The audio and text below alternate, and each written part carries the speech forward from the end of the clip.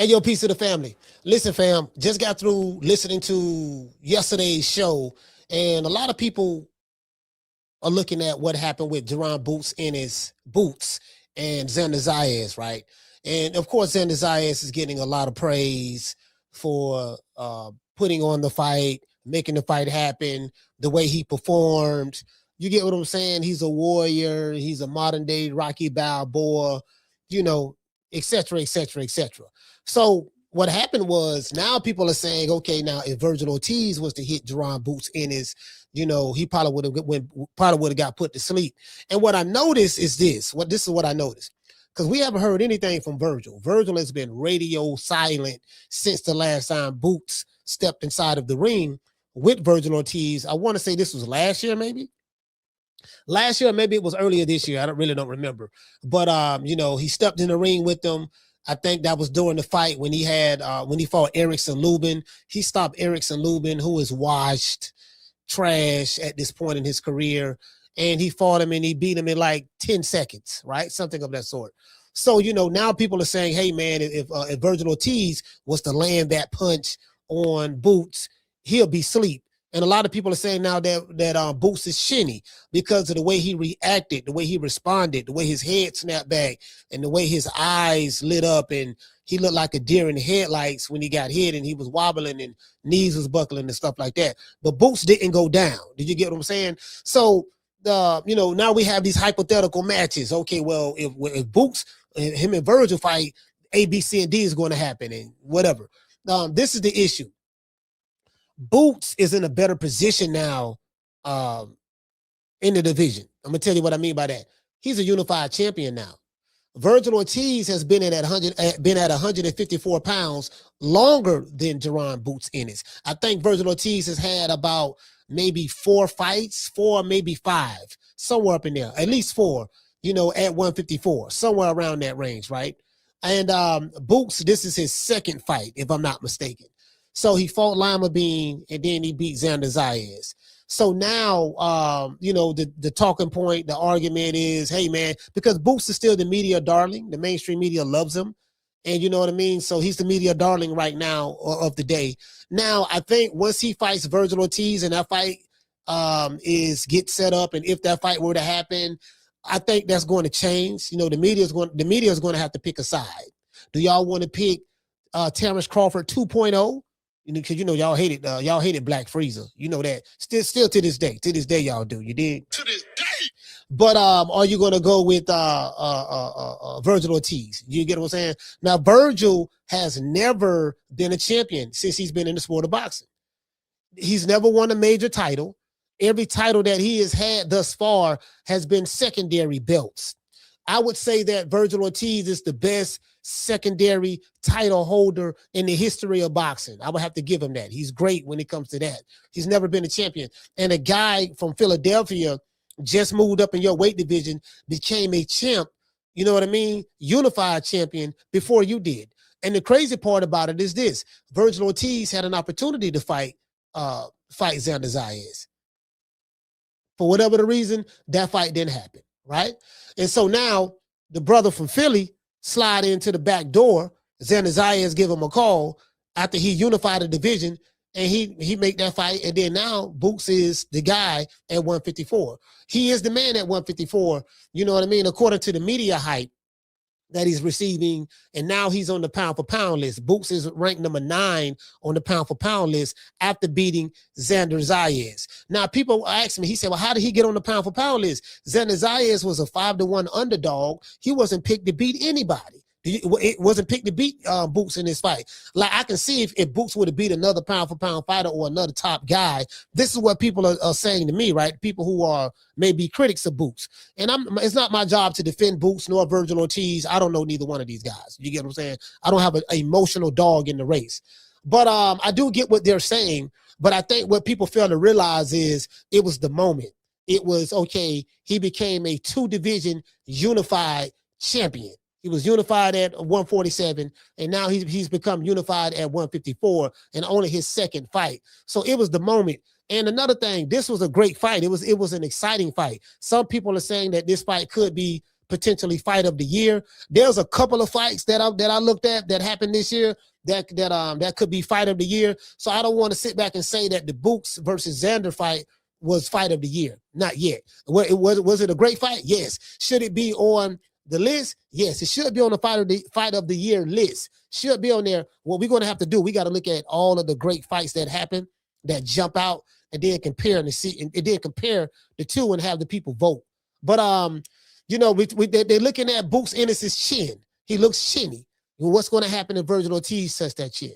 So the question I have for you guys is this. Now, Vergil Ortiz has been dropped quite a few times throughout his career. Do you guys look at Vergil as chinny? Do you get what I'm saying? And if Boots or Vergil was to land on each other's chin first with some good, hard, solid shots, who will be able to stand up to that? Because you have a lot of people who support Boots say if Boots hit Vergil with the same shots that Borchuk hit him with, or other guys that might have hit him with, he say that Vergil Ortiz is going to be knocked out. He's going to be asleep. Good night, Irene. And then you have people who support Vergil Ortiz. They're saying, man, if Xander was able to hurt Boots, and Xander Zayas is pillow fisted, he don't have any punching power at all. He only have 13 knockouts. That's it. He only have 13 knockouts. He's a big guy, but he doesn't pack a punch. So what the flip side of that argument is, if Vergil Ortiz was to hit Boots, with the same, with those same shots that Xander Zayas did, you know what I mean? Boots would have been put to sleep. Do you get what I'm saying? And so there is I've been hearing this a lot about Bozy Ennis, his fear. Now, again, I haven't spoken to Bozy Ennis. He's a nice guy. I met him in LA. He's a really, really nice guy. But I've been hearing about, because Bozy Ennis have other sons. I think he got two other sons, Pooh and another son, and both of those guys were Boots before Boots. They were supposed to have been really good, and then they have chin issues. They can't take a punch. I heard a couple of his sons got knocked out, and that's been their fear with Boots. And I think that when Xander Zayas hurt Boots, and Boots was backing up doing the stanky leg, and his chin really got exposed, I think maybe those fears came up, because you from Philly and you are a diehard fan of Boots, and you saw that, and especially if you was Bozy or anyone else, they probably were like, oh man, goddamn, not again. Do you get what I'm saying? So I've been hearing that as well. Now, like I said before, Boots is in a better position. He's on the pound for pound list now. He's number 9, right behind Devin Haney. He's a unified champion, and Boots have all of the leverage. And if he is able to get that Josh Kelly fight, which should be very easy to make, both of those guys are signed to Matchroom Boxing. It'd be very, very easy for him to get that belt, because Josh Kelly, if you're watching this video, you are food for Boots, and I think you know that. So my advice to you, try to get as much money as you can, ask for 15 million pounds, seeking you get that fight to come to the UK, because you're going to get your ass beat. You're not going to last. Josh Kelly is nowhere near on Jerron Boots Ennis' level. It's simple as that. I know he's I know some people may look at him as the great white hope, but he don't have a hope. He doesn't have a hope in hell to win this fight. So basically, Josh is going to sell his belt to Boots. So what you need to do, and especially if you agree to come to America and fight Boots in Philly, if you agree to that, then listen, you better try to get as much money as you can. Try to get you $10-15 million or something of that sort, because that's going to be it for you. Do you get what I'm saying? Because you can't win that fight. You can't win. You're just there to be fed to Boots. Eddie Hearn's favorite fighter right now is Jerron Boots Ennis. You know what I mean? He's looked upon as the best fighter in America, right now. And I think a lot of people, I think that might be an overall consensus with that. Jerron Boots Ennis, he's very athletic. He's explosive. He's Crawford 2.0. He's Roy Jones 2.0. He's better than Sugar Ray Leonard. He's better than Ray Rob. He's better than every fighter in the history of boxing. So, so basically, if that is the case, then Josh Kelly, you should try to get as much money as you can, because you don't stand a chance of winning that fight. Now, should Jerron Boots Ennis go right into that fight and fight Vergil Ortiz? I think Boots should go fight Josh Kelly, get that belt, and then he already have all of the leverage. in my opinion, based on what I'm seeing and what we see that's going on, whatever leverage that Vergil Ortiz thought he had prior when he sued his promoter and they're going through arbitration and all of that stuff there, whatever leverage that he thought he had prior, that leverage is gone. He has no leverage. What leverage does he have? You ain't got no belts. Boots on came in your division and took and unified the division, and you're not on the pound for pound list. And Vergil Ortiz has never been a champion. He is the king of holding interim belts. Literally, Vergil Ortiz has been the interim champion, the WBC interim champion since 2024, and he has never fought Sebastian Fundora. Sebastian Fundora have the WBC belt. So that tells me that the Golden Boy Promotions, the WBC, and Sebastian Fundora's team, the PBC, they all have an agreement. We're not going to press the action to try to fight Fundora. In the WBC, you have these rules, but guess what? You didn't make Xander Zayas, not Xander Zayas, you didn't make Vergil Ortiz the mandatory to fight Fundora. You didn't tell Fundora, look, man, you got so many days to defend the title against Vergil Ortiz. So all of them have an agreement. You see what I'm saying? Sebastian Fundora, Vergil, all of them have an agreement. That's why that hasn't happened yet. Those are the facts. Did you hear what I'm saying? I'm pretty sure of it because we see how the Mauricio Sulaiman, I call it the Mauricio Sulaiman belt. That's what that is. So we'll see exactly what happened. If Vergil take those punches from Boots? Because Vergil is not the most defensively sound fighter in the world, neither. Can he take those punches from Boots? Now, another thing is Vergil Ortiz is a lot faster than Xander Zayas. Xander Zayas looked very, very slow. He gained too much weight. He rehydrated, gained too much weight. You get what I'm saying? I think that was obvious. And then Boots is a lot more faster and explosive. So you're dealing with athleticism, you're dealing with speed, you're dealing with explosiveness. He gets leverage on his punches. He understands angles very, very well. He goes to the body. He changes levels. He's a switch hitter. He's very, very, there's a lot of things that you're going to have to unpack when you fight him. Do you get what I'm saying? And Vergil has never seen anything like Jaron Ennis.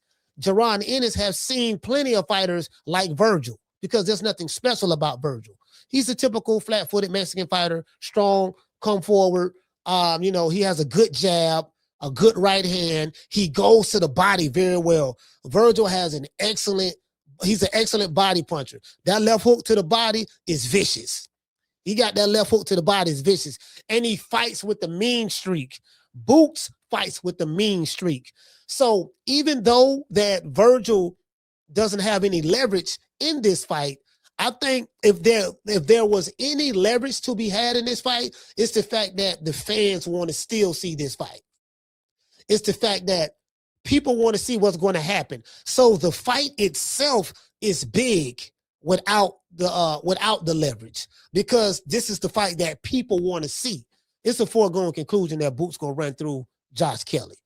Josh, I don't mean no disrespect to you, sir, but you don't stand a snowball chance in hell. And you know it, Eddie Hearn know it, everybody in the UK know it. You're just there to be put on the plate, to be put on the plate for dinner. That's what's going to happen. Sebastian Fundora, you took off running. I told everybody on Monday's show, I said, man, Boots gonna have a hard time getting these big name fighters in the ring. I don't care what Robert Garcia is saying. I don't care what Oscar De La Hoya is saying. I don't care what Vergil Ortiz is saying. What they say on Twitter and what's really going to happen is two different things. They get out there and say stuff on Twitter from a public perception because they want to win the perception war.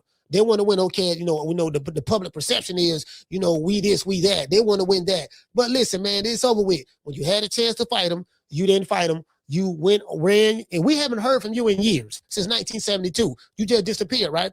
Another man came in your division, took 2 belts. You supposed to have those belts. Took 2 belts in that division, and then now he the man. Now he's on the pound for pound list. So now can Boots take a punch? Based on what I seen from the Xander Zayas fight, I don't know. It doesn't look like it. It doesn't look like it, right? Because if he got hurt like that from a non-puncher, what would happen if he get hit like that from a puncher? Now, I will say this: if Boots and Vergil were to fight, I think Boots will fight Vergil a little different. Boots did a good job in working behind his jab when he fought Xander Zayas, and that gave Xander problems. He couldn't get around that jab. Do you get what I'm saying? And he was too big, too slow. So a lot of people say, yo, man, when you rehydrate, yo, man, you're going to have an advantage. That's not always the case. A lot of times, sometimes when the fighter rehydrates, do you get what I'm saying? They become slower. So rehydration is not an advantage all the time. Rehydration is an advantage sometimes when you like the bigger fighter and you're fighting a guy that's real small. As it relates to Boots was not that much smaller than Xander Zayas.